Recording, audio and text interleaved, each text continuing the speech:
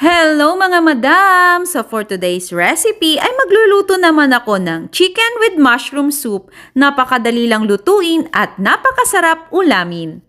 Nag-prepare na ako sa bowl ng chicken thigh. Tinimplahan ko lang ito ng asin at paminta. Naglagay na ako ng butter sa pan. Naglagay din ako dito ng konting olive oil para hindi dry ang ulam natin. Igigisa ko lang ang bawang at sibuyas. Inilagay ko na dito ang mga chicken thigh. Tapos, inilagay ko na ang mga mushrooms. Naglagay din ako ng Nestle cream para maging creamy ang sabaw nito. Hindi ko din kinalimutan lagyan ng 1/2 cup of water at 1 chicken nor cube na pampalasa. Tinimplahan ko lang ito ng konting asin at paminta. At 1 teaspoon of thyme. At konting paprika.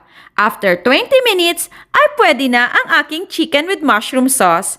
I hope you